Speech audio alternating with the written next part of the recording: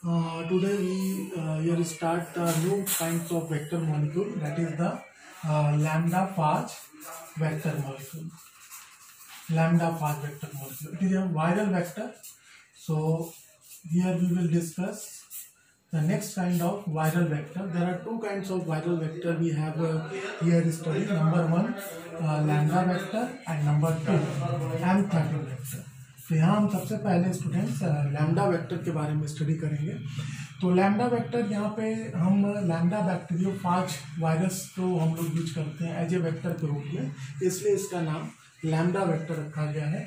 और ये जो वायरस का एक स्ट्रक्चर है आपके सामने है, इसमें आप देख सकते हैं कि वायरस, जैसा कि आपको पता है कि कोई भी बैक्टीरियोफाज वायरस वो वायरस होता है जो किसी बैक्टीरिया पे अटैक करता है और ये न्यूक्लियो प्रोटीन का बना होता है, that means nucleic acid and protein. और इसके आउटर कवरिंग जो होती है वो कैप्सिड की बनी होती है, दैट इज ए प्रोटीन। और इसके अंदर जो इसका लीनियर डीएनए होता है, इसको हम फास्ट डीएनए कह रहे हैं, जो कि एक तरह का लीनियर डीएनए मॉलिक्यूल है। जब ये होस्ट सेल में जाएगा तब ये वहाँ सर्कुलर हो जाएगा। उसके बाद ये इसका हेड पोर्शन हो गया जो कि कैप्सिड का बना है, और ये इसका टेल पोर्शन हो गया जो कि आपको जो है टेल फाइबर्स और बेस प्लेट वगैरह इसमें अटैच है, और यहाँ कॉलर है। हमें यहाँ पे जो बेसिकली मतलब है वो यहाँ के इस हेड से मतलब है, क्योंकि ये जो हेड मॉलिक्यूल है इसकी जो कैपेसिटी है वो 52 kb है। यानी अगर ये जीन ऑफ इंटरेस्ट को कैरी करता है तो ये maximum 52 kb of gene of interest को कैरी कर सकता है, जिसमें उसके खुद की अपने जीनोम की जो साइज है वो 49.5 kb है। तो अगर इसके अपने जीनोम की साइज 49.5 kb है और इसके हेड की कैपेसिटी 52 kb है, तो आप समझ सकते हैं कि ये मैक्सिमम कितने जीन ऑफ इंटरेस्ट को कैरी कर सकता है, 2.5, क्योंकि 49.5 यानी 49.5 तो इसकी खुद की अपनी जीनोम की साइज है और 52 kb इसकी जो है कैपेसिटी है।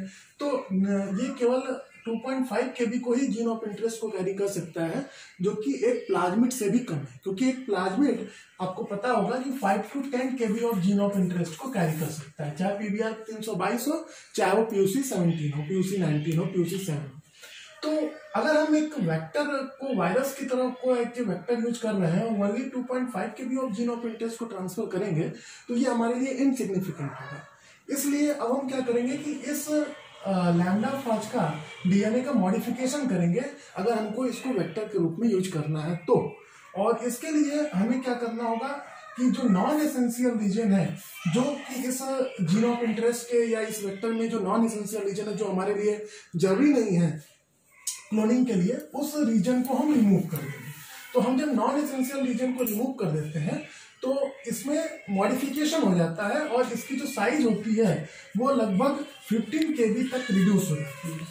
तो अब हम जीन ऑफ इंटरेस्ट को इसमें ले जा सकते हैं। तो अब जब हम मॉडिफिकेशन करते हैं तो दो तरह के वेक्टर्स आपको मॉडिफिकेशन के बाद मिलते हैं। एक होता है इंसर्शनल वेक्टर और दूसरा होता है रिप्लेसमेंट वेक्टर।